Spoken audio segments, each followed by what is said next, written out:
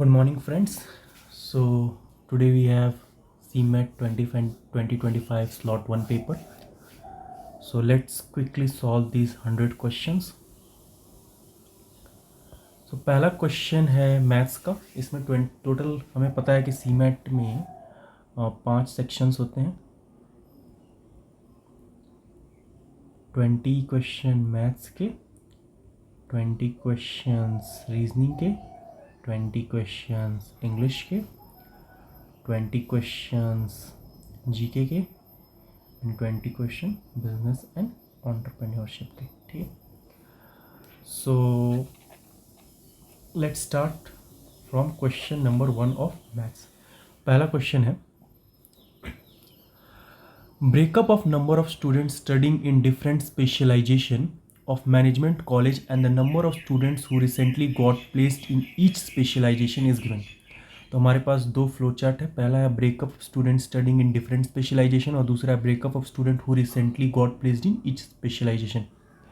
तो पहला नंबर वाले में टोटल नंबर ऑफ स्टूडेंट्स है 3600, दूसरे वाले में टोटल नंबर ऑफ स्टूडेंट्स है 1200. Total number of student placed. तो सिंपल है कि जैसे कि फाइनेंस में 20% है 3600 का, ऑपरेशंस में 35% है 3600 का, इस तरह बाकी सब में है. और कितने स्टूडेंट प्लेस्ड हुए, तो फाइनेंस में 8% प्लेस्ड हुए, ऑपरेशंस में 33% प्लेस्ड हुए आउट ऑफ 1200. तो पहला क्वेश्चन क्या पूछ रहा है, the total number of The total number of students who got placed from all the specialization together was what percentage of total number of students pursuing specialization in operations, marketing and finance collectively. बहुत simple है. इसको बहुत दो steps में divide करके इसको समझ सकते हैं. Total number of students who got placed from all the specialization together was what percentage of total number of students pursuing specialization in operations, marketing and finance collectively. तो इसमें हमें क्या करना होगा, सबसे पहले इसका निकालना पड़ेगा. ठीक है. और उसके बाद सेकंड नंबर पे स्पेशलाइजेशन इस operation, marketing and finance collectively निकालना पड़ेगा. तो पहला वाला में प्लेस्ड का बात कर रहा है, ये देखो यहाँ पे प्लेस, तो प्लेस का 1200 है टोटल. ठीक है. Total number of students who got placed from all specialization together was what percentage of total number of students pursuing specialization in operation, marketing and finance. तो देखो ऑपरेशन है 35%, मार्केटिंग है 18% and finance है 20%. तो ये आ गया टोटल 73%. 73% हो गया. तो 73/100 इंटू 3600, 2628. तो ये आ गया 2628. ये कितना हो जाएगा, और 0.45 इंटू 100 कर देंगे तो 45.7%, यानी कि 46.66, 45.66% अप्रॉक्स आ जाएगा. तो ऑप्शन सी. ठीक है. तो ये थोड़ा सा पहला मैथ्स में थोड़ा टाइम लगेगा क्योंकि मैथ्स से क्वेश्चंस थोड़े लेंदी होते हैं. सेकेंड क्वेश्चन क्या पूछ रहा है, the number of students who got placed from the HR specialisation was what percent of the total number of students studying in that specialisation. देखो HR से कितने प्लेस्ड हुए थे, 11%. ठीक है. तो HR का सबसे पहले निकालो, HR 11%. 11% मतलब 11/1200, सॉरी 11/100, 11/100 इंटू 1200. तो इससे हम करेंगे तो कितना आ जाएगा हमारे पास, 132. कितना आ जाएगा, 132. अभी 132 उसके बाद आगे पढ़ो, इज व्हाट परसेंट, जो कि डिनोमिनेटर में जाएगा, what percent of the total number student studying in that specialization. तो total number of studying students in that specialization HR में कितने, 12% है. तो 12% कितने के, 36 हो गए. तो आएगा 432. तो यहाँ पे देखो 432 है. तो सिंपल है. अब ये 132 डिवाइडेड बाई 432 इंटू 100 कर देंगे तो 30.56% आ जाएगा. तो बहुत सिंपल स्टेप्स है, सब इजी कैलकुलेशंस लिए मैं पहले ही से आंसर लिख दिया हूँ ताकि टाइम बचे और जल्दी से क्वेश्चन 100 एनालाइज हो जाए. तो अब हमारे पास तीसरा जो क्वेश्चन है वो है, what is the difference between the total number of student pursuing specialisation in business analytics. तो परस्यूइंग की बात कर रहा है तो परस्यूइंग यानी कि ये pursuing. Business analytics HR combined, तो बिजनेस और एनालिटिक्स, बिजनेस और HR कितना है, बिजनेस और HR 15 + 12, 15 + 12 25 27, तो 27% किसका, 27% 3600 का, तो 27% 3600 कितना होता है 972, कितना होता है 972। फिर आगे क्या पढ़ रहा है, and the number of students who got placed, placed यानी प्लेस्ड की यहाँ बात कर रहा है from the marketing specialisation and finance specialisation combined, तो मार्केटिंग और फाइनेंस, तो मार्केटिंग है 22, फाइनेंस 8, 22 8 30, 30% 1200 का कितना होता है, तो 10% हो जाएगा 120, 360, 360, तो 360 माइनस कर देंगे तो कितना आ जाएगा 612, देखो ऑप्शन 4 है करेक्ट आंसर। ठीक है, next question, a fair coin is tossed repeatedly, अगर if tail appears on the first 4 tosses in the probability of head appearing on the 5th toss equals कितना होगा। तो ये तो बहुत सिंपल है, उससे कोई फर्क नहीं पड़ता है, एक कॉइन को टॉस करते तो 50-50% प्रोबेबिलिटी होता है, तो पहले कितनी बार क्या उससे फर्क नहीं पड़ता है। क्वेश्चन क्या पूछा, probability of head appearing on the 5th toss, head appearing 5th toss पे क्या हो जाए 50%, यानी 50% मतलब 1/2। मैं बहुत स्पीड में समझा रहा हूँ ताकि यू हैव ऑल प्रिपेयर्ड। हमने मतलब सिलेबस कंप्लीट कर लिया, तो you don't have enough time, just you have to complete the 100 question as quickly as possible. तो ये और इजी क्वेश्चन है, 3 bottle of mixture of syrup and water है, ठीक है, इन द रेशियो 2:3, 3:4 एंड 7:5। ठीक है, सबसे पहले आप पॉज करके क्वेश्चन पढ़ लीजिए, फिर मैं एक्सप्लेन कर दे रहा हूँ। 3 बॉटल है mixture of syrup and water का, 3 रेशियो दिया हुआ है, पहला 10 लीटर है, दूसरा में 21 लीटर है, ठीक है, और तीसरा में नहीं पता। How much quantity of mixture from the third bottle is to be taken so that the final syrup and water ratio of mixture from the 3 bottles will be 1:1. If the final mixture from all the 3 bottle is added and mixed in a big container. Question read कर लिए, अब देखो बहुत simple, इसको decode करना। सबसे पहले पहला बोतल की बात करते हैं, पहला बोतल में है सिरप रेशियो वाटर कितना है 2:3, 2:3, तो टोटल कितना था 10 था, यानी कि मतलब अब इसको अब इक्वली डिवाइड कर दो, यानी कि टोटल कितना है 3 + 2 5, 5 है और ये टोटल 10, यानी कि डबल हो जाएगा, यानी कि इसमें 4 लीटर हो जाएगा और इसमें 6 लीटर, 6 4 10 लीटर हो गया, ठीक है।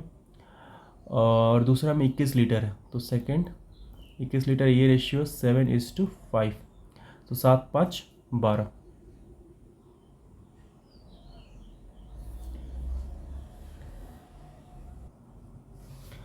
सो बहुत सिंपल है, क्वेश्चन को मैं एक बार फिर डिकोड कर देता हूँ। देखो 3 बोतल दिए हुए हैं, इनका रेशियो दिया हुआ है 2:3, 3:4, 7:5 सिरप और वाटर का।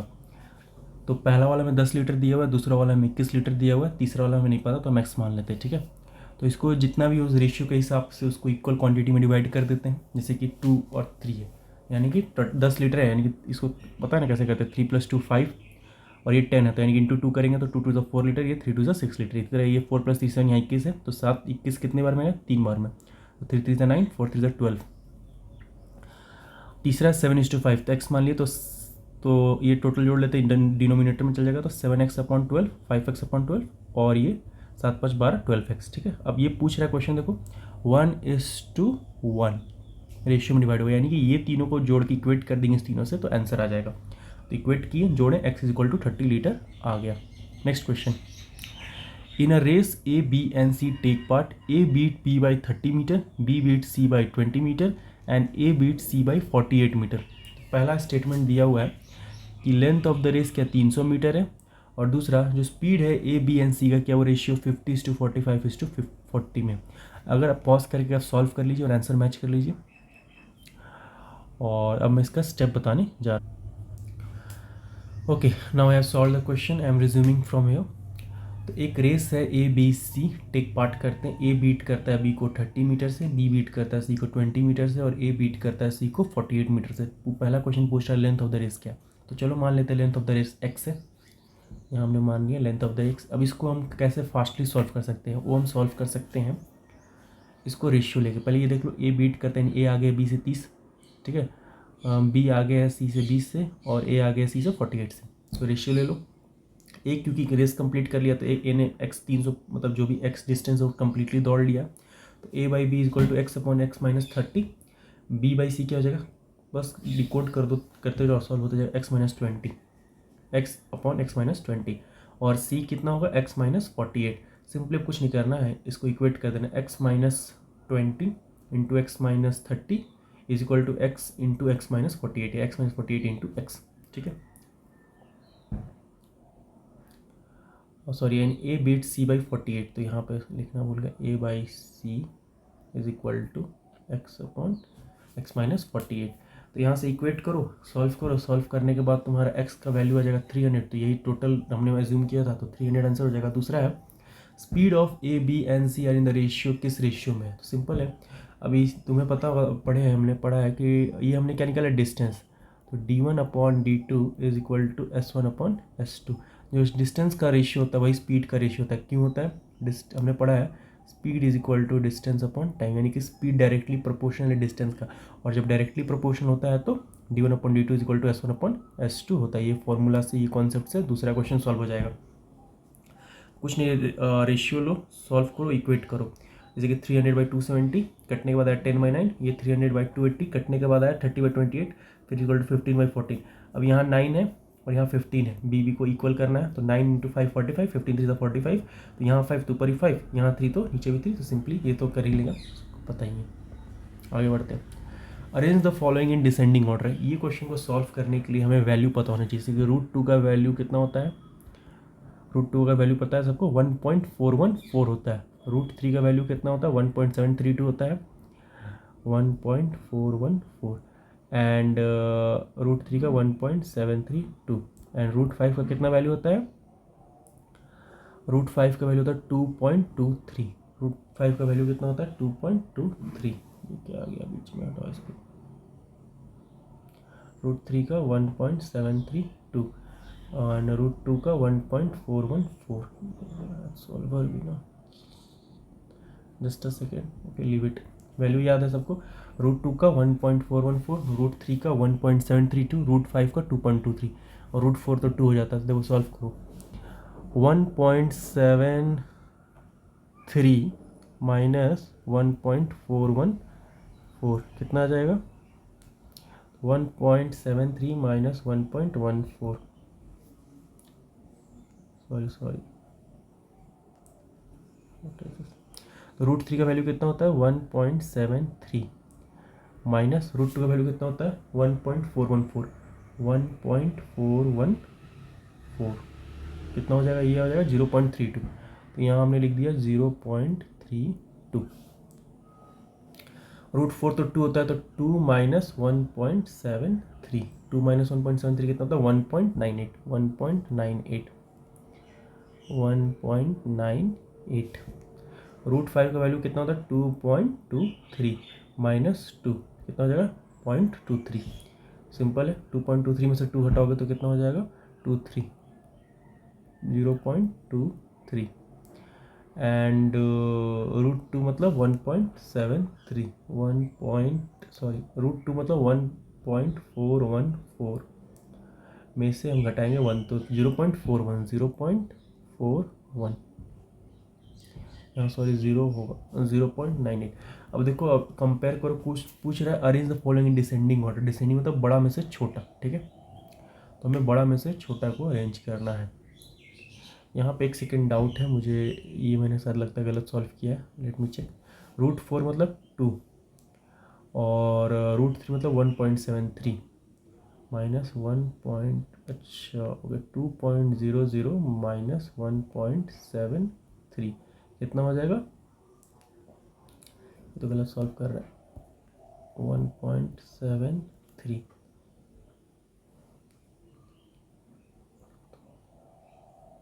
0.27 होगा, कितना होगा 0.27। अब कंपैरिजन कर लो, सबसे बड़ा कौन है, डिसेंडिंग ऑर्डर बोला, डिसेंडिंग ऑर्डर मतलब बड़ा से छोटा, तो सबसे बड़ा कौन सा है, सबसे बड़ा है 0.41, फिर उसके बाद 0.32, फिर उसके बाद 0.27, फिर उसके बाद 0.23, यानी कि अरेंज कर लो DABC।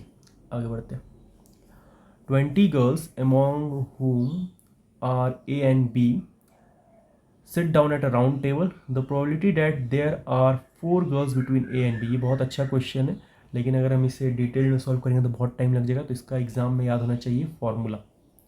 देखो 20 गर्ल्स हैं और वो जिसमें से 2 A and B sit down at a round table पे ए और बी बैठ गई हैं, ठीक है। ए कहीं बी बैठा देते हैं। The probability that there are 4 girls between A and B, A और बी के बीच में 4 गर्ल्स है, 1 2 3 4 4 गर्ल्स है। तो इसका कैसे प्रोबेबिलिटी है, तुम मान लेते हम ए को फिक्स कर देते हैं, ठीक है। ए को फिक्स कर देंगे तो ए की इधर साइड 4 गर्ल्स हो सकती है, ए के इधर साइड 4 गर्ल्स, यानी कि 2 पॉसिबिलिटीज़ है, एक पॉसिबिलिटी इधर से एक पॉसिबिलिटी इधर से, यानी कि 2 पॉसिबिलिटी है, तो यहाँ पर 2 लिख देंगे, ठीक है। और टोटल गर्ल्स कितनी है 20, तो हमें पता है प्रोबेबिलिटी में टोटल नंबर ऑफ आउटकम्स लेते हैं तो 20 - 1 ले लेंगे, क्योंकि ए तो फिक्स है, तो 19, तो 2/n-1 फॉर्मूला होता है, तो इक्वल टू 2/19 आंसर हो जाएगा। तो अगर हम इसे लॉन्ग मेथड से समझेंगे तो बहुत टाइम लग जाएगा, एग्जाम में हमारे पास टाइम नहीं है, तो सिंपली याद रखो ये 2 फिक्स होगा जब, क्योंकि एंटी क्लॉकवाइज और क्लॉकवाइज की वजह से, और ये मैटर नहीं करता कि 4 हो या 5 हो, और नीचे n-1, ठीक है। आगे आनंद इनकम जो है वो 140 मोर देन है बिरेन इनकम का, and Chandu income is 80 more than Deepak's. If the ratio of Anand and Chandu income is 2:3 and the ratio of Biren and Deepak income is 1:2, then the income of Anand, Biren, Chandu and Deepak are respectively क्या होगा। Let's solve it. Simple decode कर लो question को कि आनंद का income 140 ज़्यादा है villain का इनकम से, चंदू का इनकम 80 ज़्यादा है दीपक के इनकम से। अगर आनंद और चंदू का इनकम का रेशियो 2:3 है और बीरेन और दीपक का 1:2 है, तो आनंद, बीरेन, चंदू और दीपक के इनकम क्या क्या होगा। So how will solve this question. सबसे पहले A:C का रेशियो दिया हुआ है 2:3, B:D का रेशियो दिया हुआ है 1:2। सबसे पहले क्या करो, रेशियो को इक्वल करो। रेशियो को इक्वल करने का प्रक्रिया क्या है, दोनों को जोड़ो, 2:3 यानी कि 3 + 2 5, और यहाँ 1:2, 1 + 2 3, तो यहाँ 5 यहाँ 3 है, तो क्रॉस मल्टीप्लाई कर दो, तो यहाँ ×3, वहाँ इंटू 3, यहाँ इंटू 5, तो इसके करने पर 6:9 और ये आ जाएगा 5:10, यानी कि ये देखो जोड़ के देखो 9 × 6 15 और ये 10 5 15 15 15 इक्वल, यानी कि रेशियो बराबर हो गया। अब क्या करूँ, इसको मान लो x और इसको मान लो y। अब इक्वेशन बनाओ यहाँ से पढ़ के, जो स्टार्टिंग में लाइन दिया हुआ है।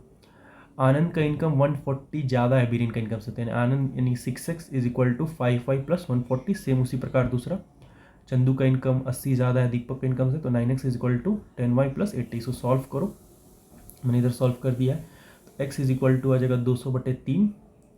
फिर हम y का वैल्यू निकाल देंगे, इसमें यहाँ पुट करके, y पे मैंने निकाला है, y = 52 आया। ए क्या है 6x है, तो 6 × 200/3, तो ये आ जाएगा 400। b कितना है, b है हमारा 5y, तो 5 × 52 यानी कि 260। देखो 400 260 मैच कर गया, option 3। Next question, alpha and beta are 2 chemical fertilisers. Alpha consist of NPK and beta consist of NNP. A mixture of alpha and beta is prepared in which the ratio of NP and K is 26%, 68% and 6%. The ratio of NPK in alpha is 20%, 70% and 10%. What is the ratio of NNP in beta? पहले question को pause करके एक बार अच्छे से खुद समझ लो, फिर मैं सीधे इसका सॉल्यूशन और एक्सप्लेनेशन बताते हैं, डिस्कस करते हैं। Let's start. So let's start, ठीक है। तो मैंने सॉल्व कर दिया है ताकि टाइम का बचत हो। तो क्वेश्चन में दिया हुआ है कि पहले नीचे वाला लाइन्स को पकड़ो। The ratio of NPK in alpha is 20%, 70% and 10%। इसको रेशियो में लिखोगे तो क्या हो जाएगा, परसेंट आ जाएगा, 0 0 कट जाएगा, तो 2:7:1। तो रेशियो में लिख लिया 2:7:1। मिक्सचर में अल्फा और बीटा है, तो अल्फा और बीटा का रेशियो कितना दिया हुआ है, 26%, 68% और 6%। इसको भी रेशियो में लिख लो, 26:68:6। सिंप्लीफाई करो, यह आ जाएगा 13:34:3।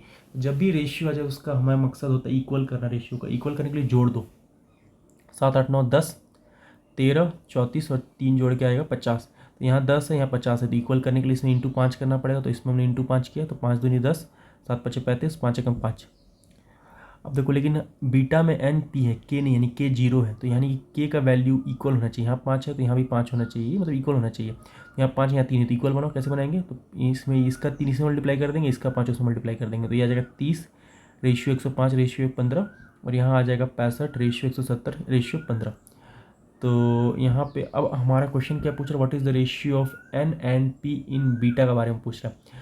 तो देखो यहाँ पे हमारे पास मिक्सचर में 65 यहाँ 30 है, तो माइनस कर दो, 65 माइनस 30 करेंगे तो 35, और क्योंकि रेशियो इक्वल है तो हम घटा सकते हैं, और यहाँ 170 में से 105 घटाएंगे तो 65, तो 35:65% लगा दो, यहाँ पे आंसर हो जाएगा, परसेंट तो इक्वल ही हो जाएगा।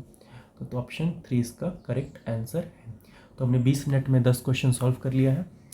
अब है क्वेश्चन के लेवल अच्छे होते हैं तो you have to be patients.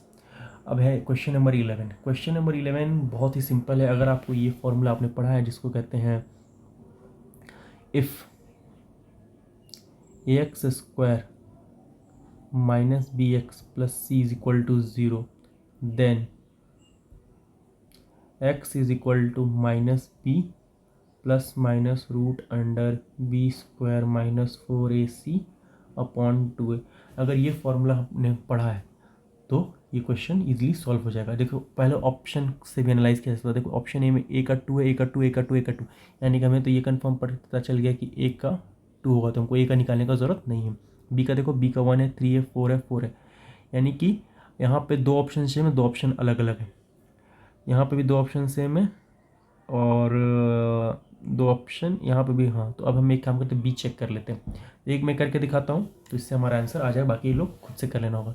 तो बी क्या है, 20x square minus 9x plus 1। इसमें इसको इक्वेट करो तो हमें x इसका वैल्यूज़ निकालना, तो x is equal to minus B. तो माइनस बी यानी कि ये देखो, ये क्या है, ये a है, ये क्या है, ये b है, ठीक है, ये क्या है, ये c है, तो पता ही सबको। तो x is equal to minus B यानी कि माइनस 9 प्लस 9 हो जाएगा, ठीक है, plus minus root under B square यानी कि 9 9 से 81 माइनस 4ac। 4a कितना है, a है 20 और c कितना है 1, यानी कि 1 लिखने की जरूरत नहीं है। 4 इंटू 20 80, तो 81 माइनस 80 यानी कि 1, तो 1 का रेशियो 1, यहाँ पर हम लिख देंगे 1 अपॉन 2a यानी कि 40 यानी कि ये क्या बीच बीच में आ जाता।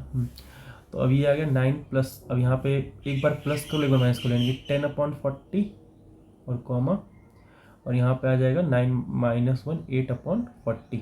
इसे सॉल्व करो, ये कितना हो जाएगा 1/4, और ये हो जाएगा 8 हो 40 1/5। तो 1 ये जो बीच बीच में आ रही है मैथ्स सॉल्वर है जो मेरा थोड़ा सा मल्टीप्लिकेशन को ईजी कर रहा था, इसलिए बीच बीच में लिखा हुआ आ जाता है, तो इसको इग्नोर करो। तो 1:4 और 1:5, देखो 1:4 1:5, यानी कि बी का है 4, बी का है 4, तो बी का 4। इसी तरह सी का निकालो, डी का निकालो, ऑप्शन है 4। Next question, a merchant earns 25% profit in general. Once his 25% consignment was adopted forever by some thieves. Trying to compensate for his loss, he sold the rest of his consignment by increasing his selling price by 20%. What is the new percentage profit or loss? Okay, अभी internet का ज़माना है तो इसकी clarity के लिए हमें इसको 720 में या 1080 में देखो ताकि एब्सोल्यूट क्लैरिटी दिखे। फ्री तो है ही इंटरनेट, सो अगर क्लैरिटी इश्यूज़ है तो रेजोल्यूशन बढ़ा लेना है। स्पीड अगर मेरा फास्ट लग रहा है तो स्लो कर लेना है, स्पीड कम लग रहा है तो 2x कर लेना है। तो whatsoever is the process, follow it. एक मर्चेंट अर्न करता है 25% प्रॉफिट जनरल में, इसका 25% जो है कंसाइनमेंट चोरी हो गया, और अपने लॉस को कंपनसेट करने के लिए क्या करता है कि अपना जो सेलिंग प्राइस है उसको 20% बढ़ा देता है। तो न्यू परसेंटेज प्रॉफिट और लॉस क्या होगा? तो लेट्स सॉल्व दिस क्वेश्चन।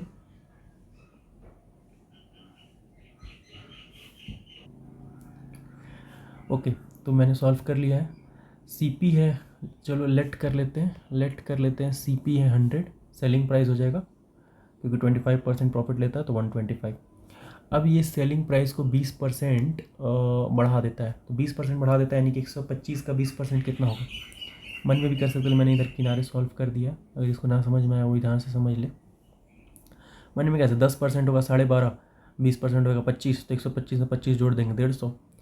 अब 100% का 150, लेकिन इसका 25% तो असाइनमेंट चोरी हो गया, तो अब बचा कितना उसका असाइनमेंट? 75% बचा। तो 100% का 150 यानी कि 1% का 1.5, 75% का 1.5 इंटू 75, इसको सॉल्व करोगे तो आ जाएगा 225/2 यानी कि 112.5। अब पूछ रहा what is the new percentage profit और लॉस। तो 100 का सामान को 112.5 में बेच रहा है, यानी कि 12.5 का मुनाफा हो रहा है, यानी वही प्रतिशत हो जाएगा, यानी कि 12.5% प्रॉफिट।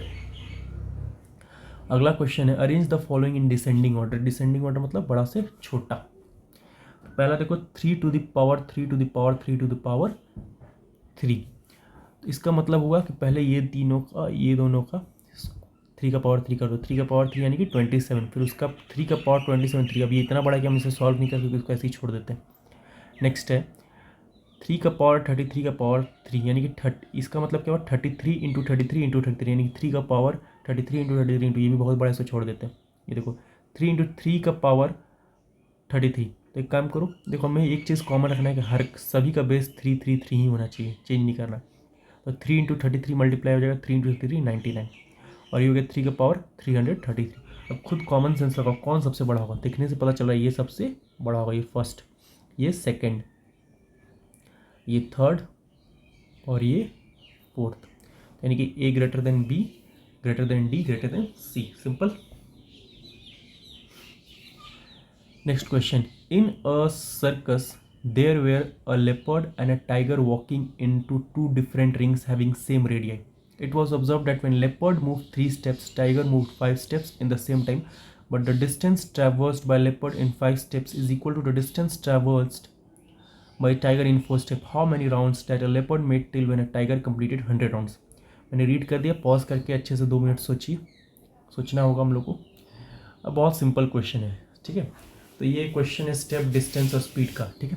तो पहला क्वेश्चन देखो, लेपर्ड और ये रहा टाइगर। तो यहाँ देखो, यहाँ लिखा हुआ है लेपर्ड 3 स्टेप और टाइगर 5 स्टेप। तो लेपर्ड और टाइगर का स्टेप का रेशियो ले लो 3:5, ठीक है। अब डिस्टेंस का रेशियो लेते हैं। देखो यहाँ कह रहा है 5 step is equal to the distance travelled by tiger in 4 step, यानी कि लेपर्ड का 5 स्टेप जो है, लेपर्ड का 5 step is equal to tiger का 4 स्टेप। तो अब इसको रेशियो कर दो, ये टी नीचे आ जाएगा, L/T इज इक्वल टू 4/5 हो जाएगा। तो यहाँ पर डिस्टेंस का क्या हो जाएगा 4:5 आया, ठीक है।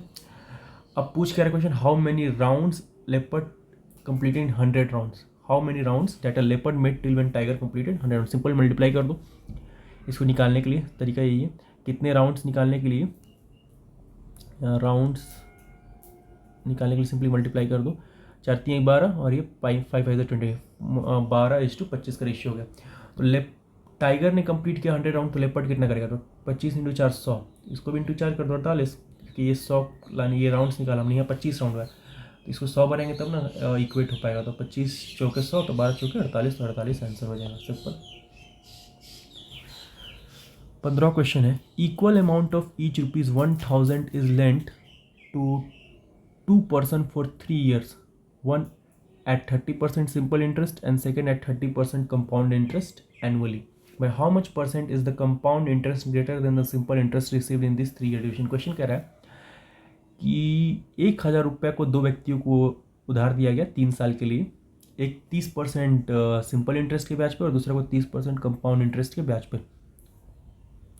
कंपाउंड इंटरेस्ट कितना प्रतिशत ज़्यादा है सिंपल इंटरेस्ट से 3 साल बाद, तो ये क्वेश्चन पूछ रहा है। तो लेट्स सॉल्व इट। तो बहुत सिंपल है, हमने ये ट्री मेथड तो पढ़ा ही। 1000 रुपये 30% का ब्याज पे देगा, तो फर्स्ट ईयर का 30% कितना हो जाएगा, 1000 का 30% बहुत सिंपल है 300, सेकेंड ईयर में भी 300, थर्ड ईयर में भी 300।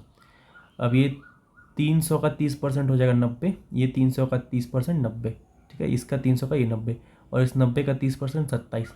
तो हमें ये मालूम है कि ये वाला जो लाइन होता है ये सिंपल इंटरेस्ट होता है, और जो नीचे वाला जो ये बचा होता है ये होता है कंपाउंड इंटरेस्ट। जिसने ट्री मेथड सीखा है उसे पता होगा। सो अब यहाँ पे पूछ क्या रहा है, how much percent is compound interest greater. तो ग्रेटर ये है 90 90 90 27, तो 90 90 9 27, 270 प्लस 27 यानी कि 297। किससे ग्रेटर है, सिंपल इंटरेस्ट। सिंपल इंटरेस्ट कितना है, सिंपल इंटरेस्ट है 900, तो 297/900 into 100 is equal to 33%। Solve करो 33% आ जाएगा। सिंपल। सो नेक्स्ट क्वेश्चन है, Reema had N chocolates, she distributed them among 4 children in the ratio of 1:2, 1:3, 1:5, 1:8. If she gave them each one a complete chocolate, the minimum number of chocolates she had distributed. तो रीना के पास n chocolate, हमें नहीं पता कितना है, उसने उसे 4 बच्चों में बांट दिया, रेशियो दिया हुआ है, और सभी बच्चों को एक कंप्लीट ही नहीं की, तोड़ तोड़ के या आधा टुकड़ा दे दिया, ऐसे दे दिए, कंप्लीट चॉकलेट मिला। तो कितना चॉकलेट रीना ने बांटा, इसको निकालने का बहुत सिंपल प्रोसेस है। इसको पहले रेशियो को फ्रैक्शन से नेचुरल नंबर में ला दो। तो इसको लाने का तरीका क्या है, 2358 कैल्शियम लो, 2358 कैल्शियम लो। तो पता कैसे लेंगे ना, फास्टेस्ट तरीका से मैं बताता हूँ। जैसे कि 8 5 40, तो क्या 43 में आता, नहीं 2 में नहीं आता, 43 सा 120, तो एलसीएम कितना हो जाएगा 120, बराबर कर दो। देखो 120 आंसर मत मार देना, ऑप्शन ये गलत है, ठीक है, क्योंकि एलसीएम नहीं निकाला, हमें रेशियो इक्वल करना है। तो एक्चुअली हमें थोड़ा सा गड़बड़ कर दिया है। 8 5 सा 40, जस्ट अ सेकेंड, एलसीएम सही लिया है ना,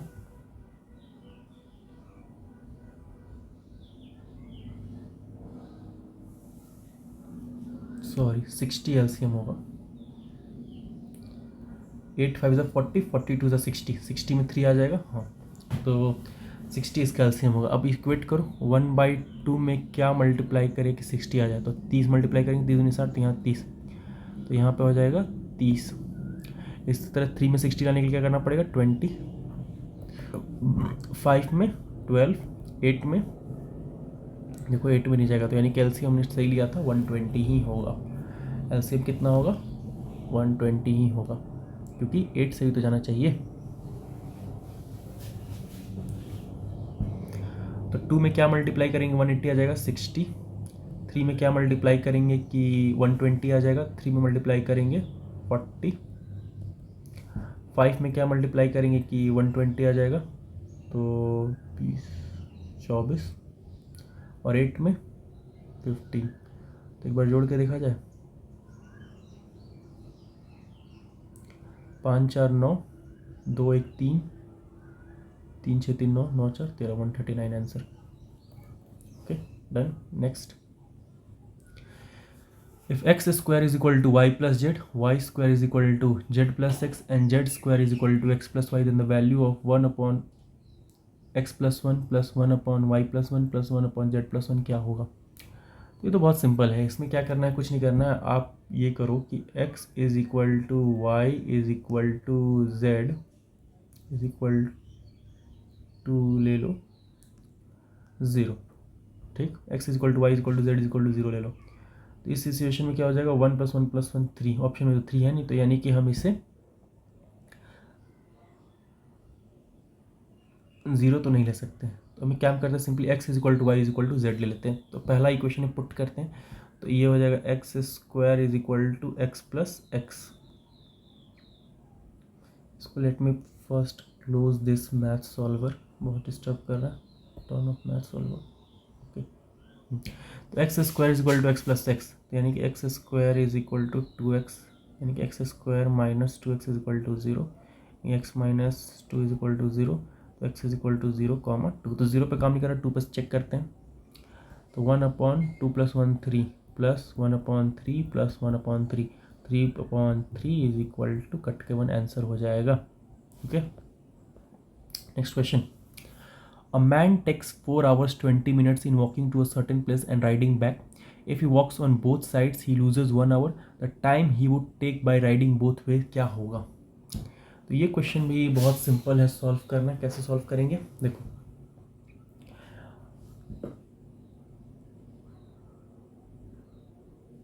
वॉक किया और बैक आया, गया और वापस आया, ठीक है, तो कितना टाइम लिया, 4 घंटा 20 मिनट। इसको कन्वर्ट कर दो मिनट में, 6 12 18 24, 240 + 20 260, तो आने जाने में 260 मिनट लिया, ठीक है। अगर सिर्फ वॉक करके गया रहता तो ही लूजेज 1 आवर, यानी 1 घंटा और एक्स्ट्रा टाइम लगता है, यानी कि 5 घंटा 20 मिनट लगता, यानी 5 मतलब 6 × 25 300 + 20 320 मिनट लगता। कितना लगता, 320 मिनट लगता। अगर वो राइड कर करके सिर्फ जाता, इसलिए यहाँ पे वॉक किया और राइड किया, वॉक किया राइड किया 260 मिला, वॉक किया 320 मिनट लगा। अगर वो सिर्फ टेकन बाय राइडिंग बोथ, अगर राइड करता तो कितना टाइम लगता, देखो सिंपल है, इक्वेट कर दो। कैसे निकलोगे, वॉक प्लस राइड में 260 मिनट लगा और वॉक प्लस वॉक में 320 मिनट लगा, यानी कि राइड में देखो वॉक प्लस वॉक में 320 लगा, ठीक है। यानी कि हम इसे सिंपली करें तो वॉक कट जाएगा, है कि नहीं, तो माइनस कर दो तो राइट का वैल्यू निकल जाएगा। या इसको एक दूसरा तरीका से भी सॉल्व कर सकते हो, वॉक प्लस वॉक यानी कि 2 वॉक, 2 टाइम्स वॉक किया यानी कि 320 मिनट लगा, तो वॉक करेगा तो कितना हो जाएगा 16, 160 मिनट लगेगा।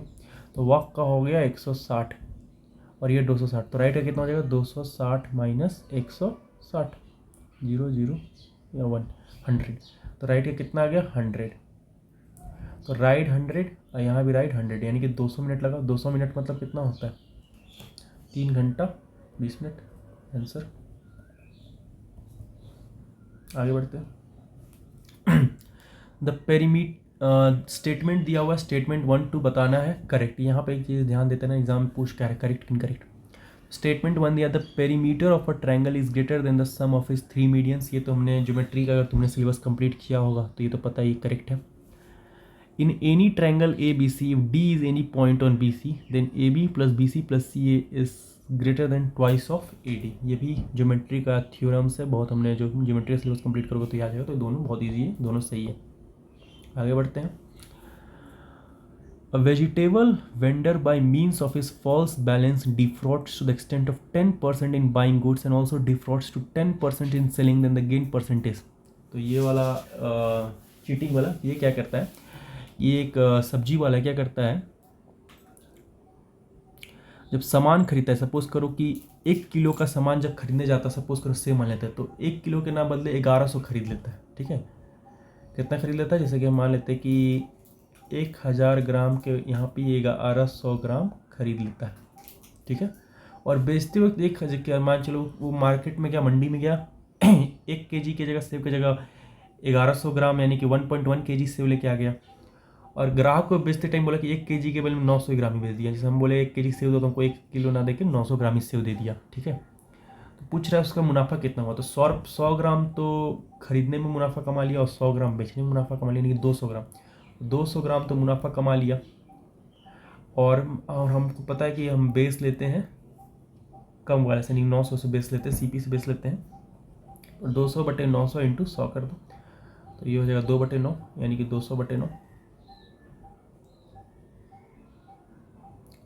अब 200/9, 9 दूनी 18, 20 9 18, 2.29%, तो ऑप्शन 3 आंसर हो जाएगा। तो इस प्रकार से हमने लगभग 35 से 37 मिनट के अंदर मैथ्स कंप्लीट कर दिया है। Now it's time for reasoning. ठीक है, सो और फास्ट कर सकते थे, बट मैं यही बोलूँगा अगर आप 2x में करके दोगे तो 15 मिनट 16 मिनट में कंप्लीट हो जाएगा।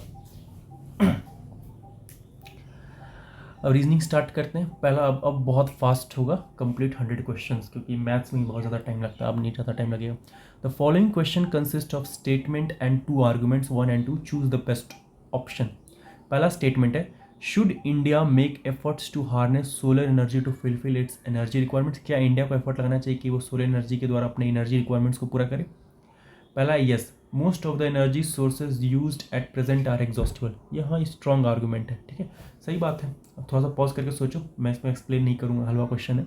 दूसरा, no, harnessing solar energy requires a lot of capital which India lacks in. India के पास पैसा कमी है, 4th लार्जेस्ट इन जीडीपी बन गए हैं हम लोग, तो पैसा का तो कमी नहीं है, तो ये वीक आर्गूमेंट है, तो ओनली आर्गूमेंट 1 इज स्ट्रॉन्ग। आगे बढ़े, ये तो हलवा क्वेश्चन है। ऑड में नॉट पता करना है, flood, hurricane, earthquake, bomb blast. मैं इसको समझाऊंगा नहीं, आंसर हो जाएगा बॉम्ब ब्लास्ट।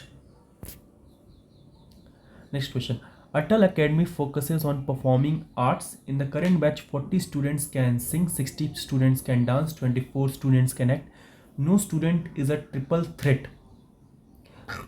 मतलब कोई भी 3 चीज़ों माहिर नहीं है। Someone who can sing, dance and act, however 16 student can sing as well as dance, 12 students can dance and act, and 8 students can sing and act. How many students have only one performing talent? Pause करके खुद से समझो, मैं सीधे concept समझाता हूँ। 3 circle बनाओ, ये वेन डायग्राम पढ़े हो तो बहुत हलवे में हो जाएगा ये क्वेश्चन। कह रहा है कोई भी ऐसा बच्चा नहीं जिसमें तीनों का तीनों स्किल, यानी कि ये हो गया 0। कह रहा है 40 स्टूडेंट कैन सिंग, तो ये मान लेते सिंग है। सिंग कितना कर सकता है 40। ठीक है, 60 स्टूडेंट्स कैन डांस, तो डांस 60 और एक्ट 24। ठीक है, no student is a triple threat, हमने पढ़ लिया। 16 students can sing as well as dance, sing dance कितना आ जाएगा 16, 12 कैन डांस एंड एक्ट, तो dance and act 12, and 8 can sing and act, sing and act कितना 8। अब इसको करो तो 8 16 24, तो 40 माइनस 24 कितना हो जाएगा, 40 में से 24 घटाओ 16, यहाँ बचा 16, और ये निकालो 16 26 28, 60 माइनस 28 करो 32, 12 8 20, और ये बचा 4। अब पूछ रहा how many students have only one performing talent, कितने स्टूडेंट, ये जो तीनों को जोड़ दोगे तो आंसर आ जाएगा 16 4 20, 40 52 आंसर हो गया, 16 32 4 जोड़ दो 52 आंसर आ जाएगा, सिंपल। तो मैं क्वेश्चन को एक्सप्लेन नहीं कर रहा, पॉज करके खुद थोड़ा सा टाइम देना होगा क्योंकि I have to complete lectures quickly. How many square does the following figure have, अगर तुमने पढ़ा हो तो ये वाला का अगर हम बात करें सिर्फ, उसका फॉर्मूला है 1 का स्क्वायर प्लस 2 का स्क्वायर प्लस 3 का, रीजनिंग पढ़े हो तो 3 3 9, 9 4 13, 9 9 4 13 14, 14 तो इतना हो गया। और उसके बाद 15 16 17 18 19 20 21 22 23 24 25 26 27, तो 27 तो इसका आंसर है, जोड़ लेना करके, सिंपल है, बहुत मुश्किल नहीं। इसमें तुम्हें एक मीनिंगफुल सीक्वेंस बनाना है, कैसे मीनिंगफुल सीक्वेंस बनाओगे, तो सबसे पहले होगा क्राइम, ठीक है, उसके बाद होगा पुलिस आएगा, फिर उसके बाद कोर्ट जाएगा, फिर उसके बाद जजमेंट होगा, एंड फाइनली पनिशमेंट मिलेगा। 7 पर्सन है, ठीक है, ये लोग एक स्ट्रेट लाइन में बैठे हुए हैं, नॉर्थ फेस करते हुए, 1 2 3 4 5 6 7, ठीक है। एफ और जी के बीच में दो लोग बैठे हुए हैं, एफ और जी के बीच में दो लोग बैठे हुए हैं, ठीक है, and G sit second to the left of B, B के लेफ्ट में, बी का लेफ्ट में, बी का सेकेंड, बी का लेफ्ट ये हो गया, और जी सिट सेकेंड, तो जी हो गया second, D sit third to the left of C, D sits third to the left of C, C के left first second third D, ठीक है। E sits exactly between G and B के बीच में कौन बैठता है, यहाँ ई आ गया, and B seats at the extreme right, right यानी कि ये हो गया लेफ्ट और ये हो गया राइट, कौन एक्सट्रीम राइट एंड पे है, B seats at extreme right end, तो बी हो गया एक्सट्रीम राइट एंड पे, तो बी हो गया, तो यहाँ ऑटोमेटिकली हो जाएगा, और यहाँ ऑटोमेटिकली जी हो जाएगा, यहाँ 2 छोड़ के ऑटोमेटिकली एफ हो जाएगा, डी को छोड़ सी 2 गैप छोड़ेंगे और यहाँ हो जाएगा डी, तो कौन सा मिसिंग है, यहाँ हो जाएगा ए। अब क्वेश्चन पढ़ो, पहला क्वेश्चन है F sits at the extreme left of the line, देखो डायग्राम दिखे है कैसा, नहीं गलत है, 2 person sits between E and F, गलत है, ध्यान से देखो, C sits exactly in the middle of the line, बिल्कुल सही है, ये देखो मिडिल ऑफ द लाइन में बैठा हुआ है, E sits to the third to the right of A, E क्या third to the right of A बैठा हुआ है, हाँ देखो फर्स्ट सेकेंड थर्ड ई, तो मैं क्विकली थोड़ा कर रहा हूँ ताकि जल्दी लिख लिया जाए। ये क्वेश्चन सबसे इजी होता है, कह रहा है कि ट्रायंगल जो है वो कॉरपोरेट मैनेजर को रिप्रेजेंट करता है, सर्कल एमबीए को, और स्क्वायर वुमेन को। तो पूछ रहा है कि women who are corporate manager and has done MBA as well, तो कौन सा नंबर है वो, तो वो नंबर है 3, कौन सा नंबर है वो नंबर है 3।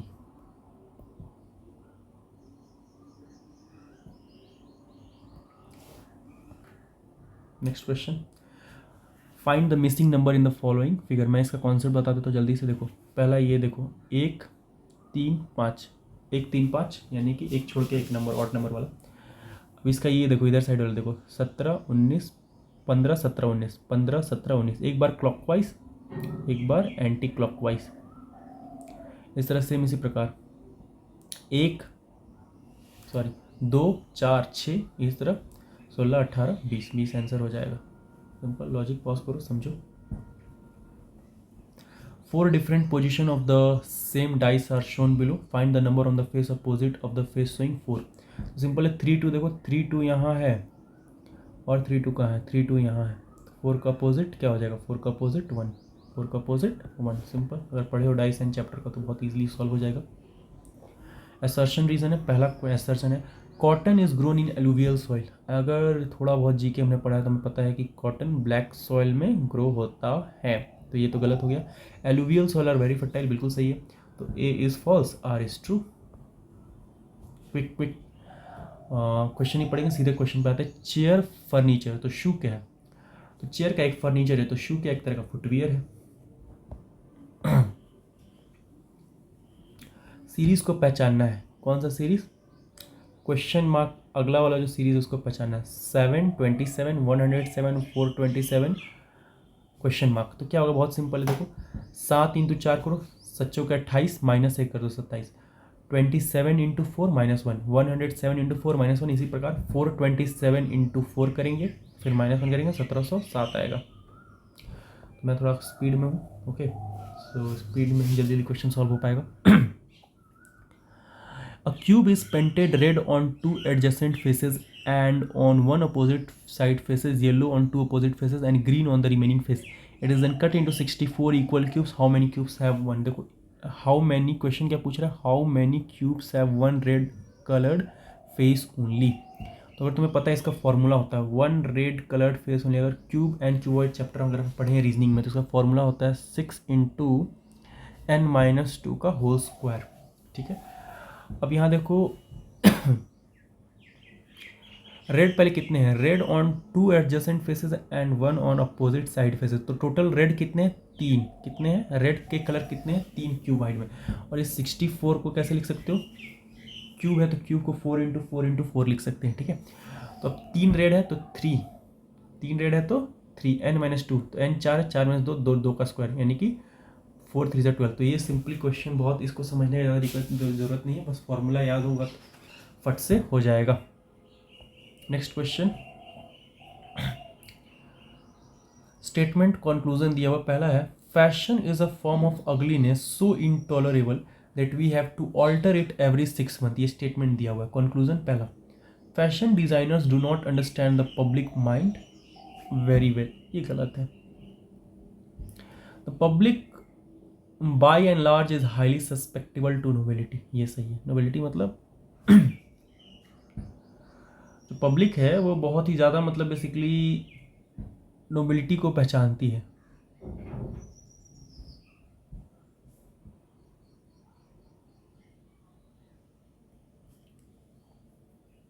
नोबिलिटी मतलब फैशन वेशन से रिलेटेड है, ठीक है। तो public highly susceptible nobility in fashion को अंडरस्टैंड करती है, इस वजह से ओनली कंक्लूजन टू फॉलोज। तो ये सिंपल है। पोटैटो मीट वेजिटेबल कैसे हो गया समझते रहना खुद से, क्योंकि बहुत इजी है, ये सब में एक्सप्लेनेशन नहीं होगा। बी का 4, सी का 1 एंड डी का 3। चलो एक्सप्लेन कर ही देते हैं। पोटैटो मीट वेजिटेबल, तो वेजिटेबल के अंदर पोटैटो और मीट अलग हो गया। Law student management student man, law man law student management student. Wheat grain मेज, ग्रेन्स के अंदर वीट और मेज आ जाएगा। Oil fruit sugar, oil fruit sugar में कोई संबंध नहीं है तो अलग अलग हो जाएगा।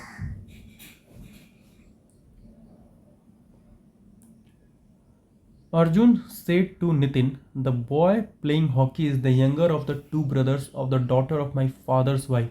How is the boy playing hockey related to Arjun? तो ये ब्लड रिलेशन का क्वेश्चन है, तो इसका सबसे अच्छा होता है पीछे से चलो। अर्जुन ने नितिन से कहा, पीछे से चलो, पहला लाइन उठा लो बस। अर्जुन ने नितिन का माई फादर्स वाइफ, मेरी पिता की पत्नी, यानी कि ये रहा अर्जुन, उसके पिता रहे और उनकी पत्नी हो गई, ये पिता हो गए और ये उसकी माँ हो गई, मदर लिख देते हैं। डॉटर, डॉटर यानी कि बहन हो गई इसकी, ये रही बहन उसकी, sister. Younger of the two brothers, यानी कि एक छोटा भाई भी है तो ये उसका छोटा भाई हो गया, younger brother. How is the boy playing hockey related to Arjun? The boy playing hockey यानी कि ये जो लड़का है यंगर ब्रदर, तो ये भाई हो गया, सिंपल दिख ही रहा क्वेश्चन में पूछ रहा है, भाई हो गया। तो इसका क्वेश्चन को हल करने का तरीका पीछे से स्टार्ट करो, तो इसका आंसर एक्चुअली हो जाएगा 2, कितना हो जाएगा 2। मैंने इस पर अच्छा सा रिसर्च किया था, ये क्वेश्चन बहुत मुझे टाइम खींचा था बनाने में, बट मुझे समझ में आ गया। मैं समझा देता हूँ quickly. How many such pair of digits are there in the number 951372448, each of which has as many digits between them in the number as when they are arranged in the ascending order? तो ये number दिया हुआ, तो ये एक number है, ठीक है, 951372448। अब इसको असेंडिंग ऑर्डर में अरेंज करो, तो असेंडिंग ऑर्डर में नंबर अब क्या हो जाएगा, असेंडिंग ऑर्डर, तो असेंडिंग यानी छोटा से बड़ा, यानी कि 1 2 3 4 5 7 8 9 6 नहीं है, ठीक है।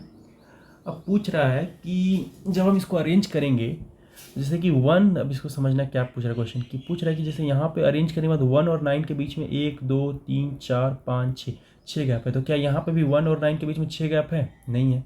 तो ऐसे कितने नंबर है जिसमें गैप बराबर है? तो यहाँ पे तो 6 गैप, यहाँ एक गैप है, तो यानी कि 1 और 9 सेटिस्फाई नहीं कर रहा है, ठीक है। इस प्रकार से 2 और 9 के बीच में कितना गैप है? 1 2 3 4 5। क्या 2 और 9 के बीच में, 2 और 9 के बीच में कितना गैप? यहाँ तो 4 है, यहाँ 5 है, तो ये भी सेटिस्फाई नहीं किया, ठीक है। इसी प्रकार 3, इसी तरह चेक करो, क्या 3 9 में सेम गैप है यहाँ ऊपर वाले के मुकाबले? क्या 4 9 में सेम गैप है? क्या 5 9 में सेम गैप है? क्या 7 9 में सेम गैप है? क्या 8 9 में सेम गैप है या नहीं है? तो मैंने पहले ही चेक कर लिया, इसको सीक्वेंस में चेक करते चलो, जैसे 1 9 2 9 3 9 4 9 5 9 6 9 7 9 8 9, 2 फिर से चेक करो, अब 2 3 2 4 2 5 2 7 2 8 2 9, ठीक है, तो चेक करो, ठीक है। इसी प्रकार फिर 3 का चेक करो, 3 4 3 5 3 7 3 8 3 9, तो यहाँ पे 3 8 का देखो, 3 8 में 3 गैप है, अब यहाँ पे चेक करो 3 8 में, 3 और 8 में भी 3 गैप है, 3 गैप यहाँ 3 गैप यहाँ, तो मैच कर गया गैप गैप, तो यहाँ पे एक वैल्यू हो गया 3 8, ठीक है। इस तरफ 4 का चेक करोगे तो एक बार 4 7 का आएगा, ठीक है, 4 7 का, 4 7 में एक गैप है, यहाँ पे देखो 4 7 में एक गैप है, और वैसा कोई और नंबर नहीं है, तो टोटल 2 है, तो आंसर इसका 2 हो जाएगा। Next question, a clock is set right at 8 a.m. The clock gains 8 minutes in a day. What will be the true time when the watch indicates 11 a.m. the next day? 24 घंटा में 8 minute बढ़ जाता है, ठीक है। तो 8 बजे से, तो अगला दिन का 11 बजे, यानी कि 8 से 8 24 घंटा, और 9 10 11 3 घंटा और जोड़ लो, तो 24 3 27 घंटा, तो 24 3 27 घंटा हो गया। तो 24 घंटा में 8 मिनट गेन कर लिया, 24 घंटा में 8 मिनट गेन कर लिया, तो 1 घंटा में 8/24, यानी कि 1/3, 1/3, तो 3 घंटा में कितना गेन करेगा? 1, कितना? 1 मिनट और, तो 8 मिनट तो गेन किया ही, प्लस 1 मिनट और गेन कर लेगा, यानी कि 9 मिनट। पूछ रहा है कि अगला दिन 11 बजे एक्यूरेट टाइम क्या होगा, what will the true time? तो 9 मिनट गेन किया, तो 9 मिनट कम कर दो, 10:51, 10:11 में से 9 मिनट कम करोगे तो 10:51 आंसर हो जाएगा, simple. A person walked 40 metre towards north, took a left turn and walked 20 meters. He again took a left turn and walked 40 meter. How far and in which direction is he from the starting point? इसका मैं तरीका बता देता हूँ, concept देखो, ये हो गया, नो सॉरी, ये होता है लेफ्ट, ये होता है राइट, ठीक है। अब इसका क्या करो, अपोजिट लिख दो, लेफ्ट के यहाँ अपोजिट, राइट यहाँ फिर लेफ्ट लिख दो, यहाँ लेफ्ट है तो यहाँ राइट, यहाँ लेफ्ट, यहाँ लेफ्ट है तो यहाँ राइट, यहाँ लेफ्ट। अब सॉल्व करो, 40 मीटर नॉर्थ साउथ तो पता ही है, 40 मीटर नॉर्थ गया, ठीक। टुक अ लेफ्ट टर्न यानी कि इधर साइड टर्न लिया, walk 20 metre, took a left turn, फिर अगेन लेफ्ट टर्न यानी कि नीचे लिया, एंड वॉक 40 मीटर, 40 मीटर आ गया। स्टार्टिंग पॉइंट ये है।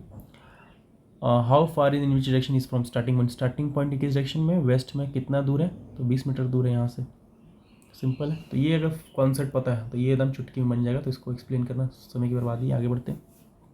स्टेटमेंट और एजम्पशन है, इम्प्लिसिट एक्सप्लिसिट वाला क्वेश्चन है।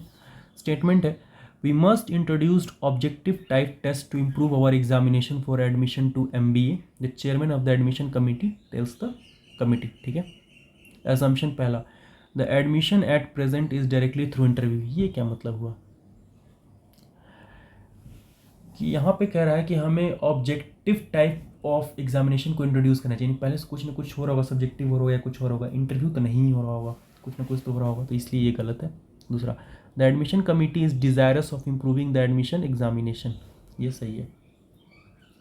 पॉज करके थोड़ा सोचो, मैं इसको एक्सप्लेन नहीं करूँगा, वी हैव लेस टाइम, हमारे पास समय कम है। Which of the following is grammatically correct, English सबसे ईजी होता है, तो मैं चलो थोड़ा सा लॉजिक बता ही देता हूँ। पहले क्यों, बाकी सब ऑप्शन क्यों गलत है ये बता। देखो टोल्ड के साथ टू नहीं लगता है, टोल्ड के साथ टू नहीं लगता, तो ये दोनों ऑप्शन पहले ही गलत हो गया। लक्ष्मण सेठ सीता, सेठ के साथ टू लगेगा, तो यहाँ पे टू नहीं है, तो इससे ये भी गलत हो गया, तो ऑप्शन 1 सही हो गया। Lakshman said to Sita, do not cross the Lakshman line. Pause करो, पहले क्वेश्चन खुद पढ़ो, मैं पढ़ नहीं रहा, मैं यहाँ पे सीधे क्वेश्चन जो पूछ रहा है, fit of the blues meaning पूछ रहा है। फिट ऑफ द ब्लूज का मतलब होता है डिप्रेशन, तो फिट ऑफ द ब्लूज यहाँ मुहावरा का मतलब यहाँ पे सही जो वर्ड होगा डिप्रेशन होगा। We have less time so we have to be quickly. Passive form पूछ रहे हैं, यहाँ एक्टिव फॉर्म दिया हुआ है और पैसिव फॉर्म पूछ रहा है। My school bag contents 10 books, तो 10 books are content in my school bag. देखो बाई नहीं होगा, विथ नहीं होगा, टू नहीं होगा, क्योंकि बैग के अंदर किताब होता है, तो बैग के अंदर किताब होता है तो इन होता है, ठीक है। The officer was pleased as the work his subordinate did, तो ऑफिसर वॉज प्लीज्ड विथ, इसी के साथ हम प्लीज्ड होते हैं तो प्लीज्ड विथ होता है। एट लग रहा होगा लेकिन एट नहीं होगा, विथ होगा। इसमें से ऑड वन आउट चूज करना। देखो यहाँ पे क्वेश्चन पॉज करके पढ़ो, तुम्हें खुद समझ में आ जाएगा। यहाँ पे रिटन है, यहाँ कंपोज्ड है, यहाँ रिटन है, ठीक है। तो यहाँ पे सब किताब की बात हो रही है, महाभारत, रामचरितमानस, पैराडाइज लॉस्ट, यहाँ पे लेटर की बात हो रही है, तो ये ऑड वन आउट हो गया। कौन ग्रामेटिकली सही है, तो तीसरा सही है, बाकी क्यों गलत मैं बताता हूँ। I could recognise his voice in once नहीं हुआ, एट वंस होती, इसलिए गलत है। The family members of the patient has had a anxious, और अगर पढ़े होंगे तो एंग्जियस में एन होगा। और ड्रॉनिंग मैन कैचेस स्ट्रॉ, तो एक drowning man catches at a straw, ये एक फ्रेज है, ठीक है, मुहावरा, एट अ स्ट्रॉ होता है, तो ये भी गलत है। और ये तीसरा सही है, we should not inculcate the habit of finding fault with others. Comprehension है, ठीक है, तो पॉज करके पढ़िए, मैं आंसर बताता हूँ। Pick the appropriate replacement for two, ये रहा ऑप्शन, यहाँ पे क्या होगा, तो पढ़ने के बाद you will come to the answer कि लुक अपॉन होगा, ठीक है, look upon Akbarabad. Pause and read it. Replacement of three का रिप्लेसमेंट क्या, for his new city for his capital होगा। Pause and read.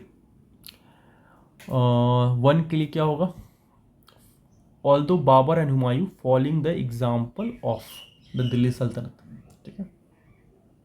I am using less time, so in 1 hour we are about to complete 50 question, before 1 hour we are about to complete 50 question. पूछ रहा है कि इसमें से कौन compound sentences है कौन कौन कंपाउंड सेंटेंसेज है, तो जो है वो मैं बताता हूँ। पहला, Sheela is clever still she does not well in her studies, यहाँ पर 2 सेंटेंसेस दिख रहा होगा, पहला शीला इज क्लेवर और दूसरा she does not do well in her studies. Compound sentences क्या होता है, कंपाउंड सेंटेंस मतलब होता है कि 2 इंडिपेंडेंट सेंटेंस से जोड़ के मिलता है, उसमें साथ में बीच में कुछ भी कंजंक्शन या कुछ भी लगा रहता है, ठीक है। तो ये तो एब्सोल्युटली सही है। देखो, और ये देखो, नोएल वॉज कॉट स्टीलिंग, एक इंडिपेंडेंट सेंटेंस हो गया, ही वॉज पनिश्ड, देयरफॉर से जुड़ा हुआ, तो ये 2। बी एन सी कहाँ होगा, तो बी एन सी इसमें है, बी एन सी इसमें है, ये दोनों में नहीं, तो ये दोनों एब्सोल्युटली गलत हो गया। अब हमें बी एन सी ए और डी चेक करना है। A, her fear is that she may fall ill, her fear पढ़ के हमें कुछ पता नहीं चल रहा है, एक इंडिपेंडेंट मीनिंग नहीं मिल रहा, तो इस वजह से ये नहीं होगा। तो ये जब नहीं हो तो ये कट गया, तो ऑटोमेटिकली डी सही होगा। The animal is either a fish or a serpent, तो मतलब animal is fish, animal is serpent, इस तरीके से, तो ये हो जाएगा डी। आगे बढ़ते हैं। पूछ रहा है इनकरेक्ट कौन है इसमें से,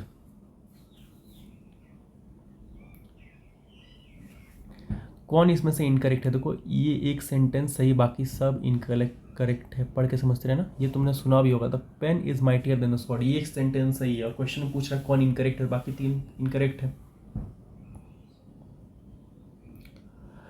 now this is the most easiest question, बचपन में हम लोग पढ़ते हैं, common noun, proper noun, collective noun, abstract noun. Abstract क्या होता है, पॉज करके थोड़ा सा रीड करना है, आई एम क्विक। तो एब्स्ट्रैक्ट ये होता है इसे हॉनेस्टी, तो हॉनेस्टी एब्स्ट्रैक्ट है, ठीक है। श्री राम, श्री राम क्या हो जाएंगे, प्रॉपर हो जाएंगे, प्रॉपर नाउन। काऊ, काऊ क्या हो जाएगा, काऊ हो जाएगा, काऊ एक कोई भी प्रकार का काऊ हो सकता है। ज्यूरी क्या है, कलेक्टिव नाउन, ठीक है। तो it's the easiest question, I don't think I have to explain this. I would say इसे पॉज करना है एंड रीड करके समझना है। इसका आंसर होगा BACD, ठीक है, सिंपल है, इसमें कुछ समझाने जैसा कुछ वैसा है नहीं। देखो सबसे पहले ऑफ से तो सेंटेंस शुरू नहीं होता, तो ए ऑप्शन तो ऐसे ही कट जाएगा। डी पुट से भी स्टेंस डी भी कट जाएगा। ई द पीस या तो ई होगा तो या तो 4 होगा तो या 1 होगा। तो एलिमिनेशन से बहुत ज़्यादा हम लोग क्विकली क्वेश्चन को सॉल्व कर सकते हैं। Given below are 2 sentences, statement sentence 1 and sentence 2। I am to see him tomorrow, we are to be married next month. दोनों सेंटेंस ग्रामेटिकली करेक्ट है, ठीक है, सिंपल। इंग्लिश का अगर नॉलेज है तो बहुत ईजिली हो जाएगा। मैच द फॉलोइंग करना है, डिक्शनरी या मोबाइल का गूगल से मीनिंग चेक कर लेना है। एमिकेबल का मतलब हारमोनियस होगा, ठीक है। पेन्यूरी का मतलब होगा डेस्टिट्यूशन। इम्पोस्चर का मतलब डिसेप्शन। सोलिस्टिशियस का मतलब होगा एंग्जियस। सोलिस्टिशियस का मतलब होता है चिंताशील। मैं मीनिंग नहीं बता रहा हूँ, you have to check it yourself. इसका करेक्ट ऑर्डर बताना है, ठीक है। तो करेक्ट ऑर्डर क्या होगा, पहला होगा डी, ये होगा सबसे पहला। तो ईयर 2009 से, फिर ए इट सॉ, देखो it in it it it it it it it it से यानी ABC से शुरू ही नहीं होगा, ABC से तो कभी शुरू ही नहीं होगा। तो बहुत क्विकली आंसर आ जाएगा, क्योंकि इट सेकेंड टाइम यूज़ होता है, फर्स्ट टाइम यूज़ नहीं होता है। तो यहाँ से डायरेक्टली आंसर आ गया। असर्शन रीज़न है पहला, articles are very important words in English and so is there knowledge, बिल्कुल सही है। रीज़न 2 और more pronouns joined by and require a plural verb, ये भी सही है। लेकिन क्या आर्टिकल और यहाँ वर्ब प्रोनाउन में कोई संबंध नज़र आ रहा है, नहीं आ रहा है, तो ऑप्शन 2 हो जाएगा। Look down upon, look down upon का मतलब यहाँ पे हो जाएगा, यहाँ पूछ रहा अपोजिट मीनिंग। तो लुक डाउन अपॉन मतलब होता है कि सिंपैथेटिक होना, तो यहाँ पे हो जाएगा be in अनसिंपैथेटिक to.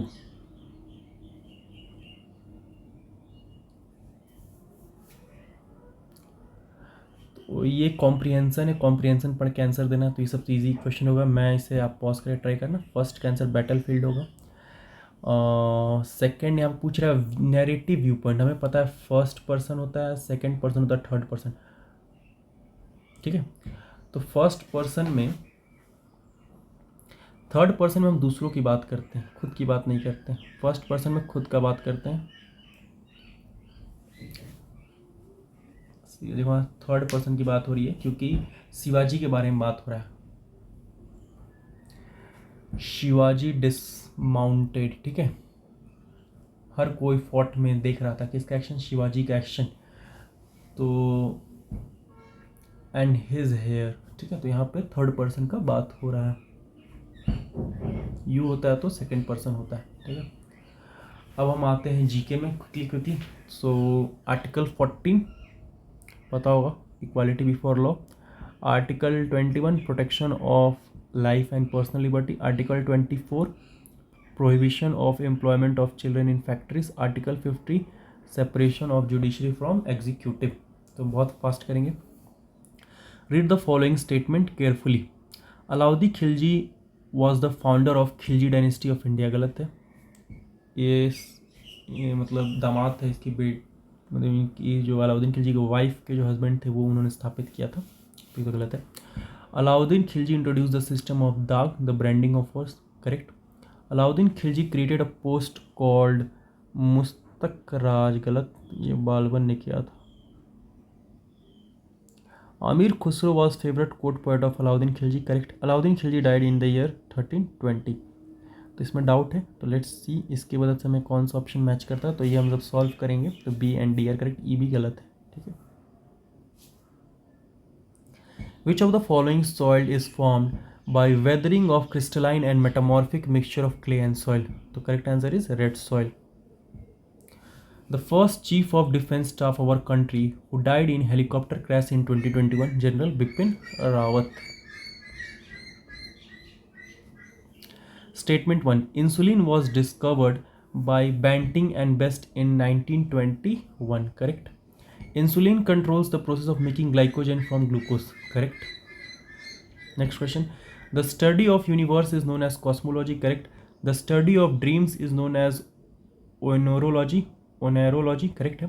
The study of beauty of humans is known as osteology. गलत है. Osteology study of bones होता है. The study of cell is known as arthrology. Study of cell cytology होता है. And arthrology क्या होता है? Study of joints होता है. The study of blood hematology होता है, ना कि hepatology होता है. तो स्टडी ऑफ ब्लड हीमेटोलॉजी और हेप्टोलॉजी स्टडी ऑफ लीवर. तो 1 and 2 सही है. तो ऑप्शन ए है, बी आर दोनों करेक्ट आंसर. वानखेड़े स्टेडियम का है, मुंबई में, सबको पता है. नेक्स्ट 4 स्टेटमेंट दिए हुए हैं. पहला, the crust of the earth comprises of the rocks rich in silica and aluminium. Correct. The core of the earth consist of metals in liquid state of high temperature and pressure. Correct.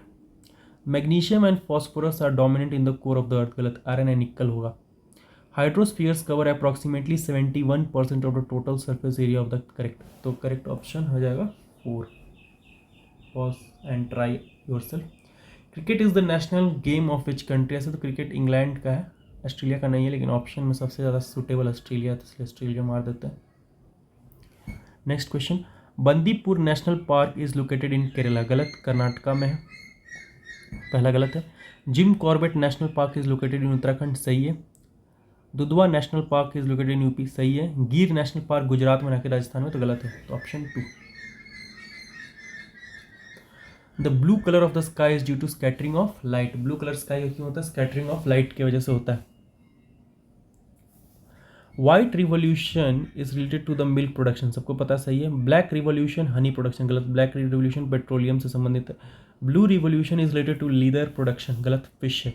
Yellow revolution is related to oil seed production. ये सही है. A and D is the correct answer. Okay, so temperature पता है, हम लोग नापते हैं kelvin में, mass kg, electric current ampere, length metre, sorry हाँ length metre. Olympics in 2028 Los Angeles USA में होगा. Who has been the vice president of India. Mister B D Jatti हाँ रहे हैं. मिस्टर कृष्णकांत हाँ रहे हैं. जियानी जैल सिंह नहीं रहे हैं. अब वेंकैया नायडू तो सबको पता है रही हैं. तो ऑप्शन 2 हो जाएगा. The famous book Ain i Akbari and Akbarnama were written by Abul Faizal. Electrical energy को मैकेनिकल एनर्जी में कौन चेंज करता है? इलेक्ट्रिक मीटर चेंज करता है. इलेक्ट्रिकल एनर्जी को लाइट एनर्जी में ट्यूबलाइट. मैकेनिकल एनर्जी को इलेक्ट्रिकल एनर्जी में डायनामो. सोलर एनर्जी को इलेक्ट्रिकल एनर्जी में solar cell. Similipal bio reserve Orissa में है.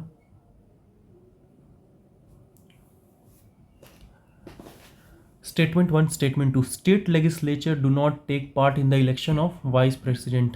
Correct है. The electoral college for vice president consists of the member of both houses of the parliament. Correct. Dasi Yattam is the old name of famous Indian dance Bharatnatyam. Now question number 81 start from business and entrepreneurship question. Okay. Revenue model मतलब return on investment plan. Market segmentation मतलब dividing total population in homogeneous group. SWOT analysis का मतलब क्या होता है? Critical evaluation method. और business incubator क्या होता है? Startup nurturing system. Business incubator is a starter nurturing system. So correct option is option 4. Assertion reason. The management of technological innovation is usually required under circumstances with increased vagueness, uncertainty, and risk, and companies are giving importance to it. Reason. Given that technological innovation is for many companies a primary way of competition is the 21st century, its management is an activity of vital importance. तो बहुत ही अजीब सा है, लेकिन दोनों सही है.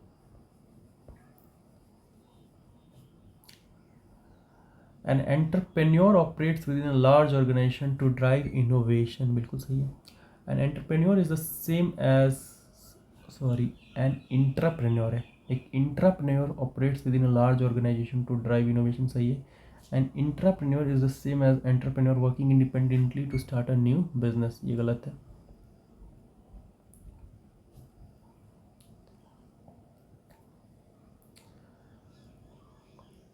Financial institutions are not merely transactional entities, but key architects of economic progress. Their roles also span in capital formation, risk management, inclusive finance. Arbitration में नहीं होता है, कंसल्टेशन में भी नहीं होता है. Creativity is function of noble and useful and potential value ideas. बिल्कुल सही है. Creativity is complicated and multidimensional concept with many components such as knowledge, cognition, personality, intelligence and motivation. सही है. Who is a Fabian entrepreneur? Entrepreneurs who cannot adapt to changes and prefer old-fashioned business practices is known as Fabian entrepreneur. A startup valuation is usually lower during the seed funding stage compared to later stage. Correct. Venture capital is typically the first source of funding for most startup. Wrong here. Pause and think yourself. Lean startup methodology prioritizes extensive market research before any product. Wrong. Lean startup methodology focuses on creating a minimal viable product to test hypothesis. True. I'm not explaining because it is complicated, so just giving the answers. An entrepreneur is a person who moderately takes calculated risk. Which of the following funding sources is specifically aimed at helping early stage startup? Angel investment. Assertion and reasons. As India moves progressively towards becoming a global knowledge economy, it must meet the rising aspirations of its youth. This can be partially achieved through focus on advancement of skills that are relevant to the emerging economic environment. Reason: 62% of India's population is in working age group 15 to 59 years, and more than 54% of the total population is below 25 years of age. Our country presently faces a dual challenge of paucity of highly trained workforce as well as non-employability of the large workforce of the conventional educated youth. Option A. Feasibility analysis is described as it is the process of assessing whether the business idea is viable. Correct. It is preliminary evaluation of a business idea done for the purpose of determining whether the idea is worth pursuing. Correct. यहाँ क्या पूछ रहा है? Correct. It is to guess time span in which investment made in the project be recovered. Wrong. It is to find whether technology adopted will work. Correct. Wrong. It is to estimate demand and to place supply accordingly. Wrong. 93. Statement 1. Statement 2.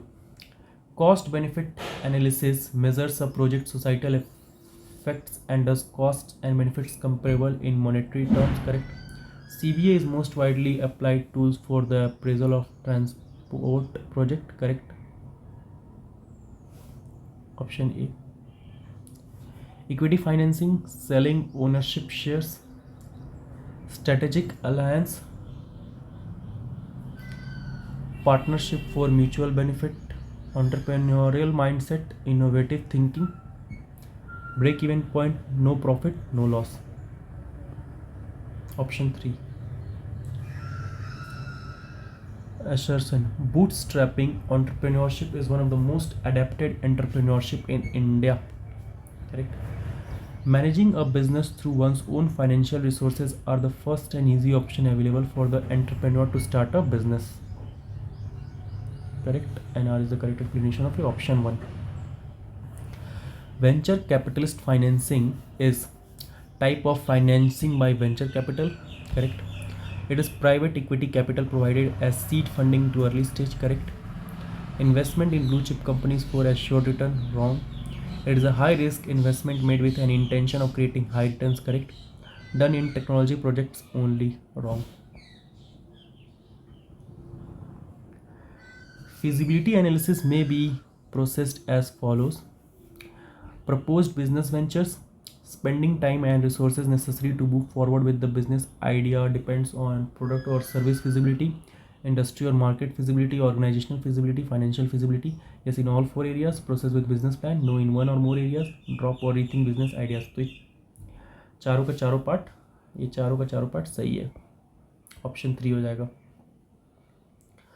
The Stand Up India scheme focuses on providing financial support for innovators for rural and semi-urban area. नहीं. Women entrepreneur हाँ. SC/ST entrepreneur हाँ. Option 3. Award, symbol, name or device that a business uses to identify its goods and distinguishes itself from competitor is known as trademark. Simple question. And now we are in the final question. Intrapreneur कौन होता है? Intrapreneur एक risk taking in an organisational role as an employee, एक ऐसा employee होता है जो risk लेता है. Entrepreneur calculated risk training. Venture capitalist funding startup. Distributor कौन होता है? Value addition in supply chain जो करता है उसे डिस्ट्रीब्यूटर कहते हैं. तो इस प्रकार से we have completed 100 questions, 100%. Time was less, so I tried to quickly solve the paper and also avoided much explanations, only the explanations which were needed. Best way to pause and retry and match the answers and again practice and practice.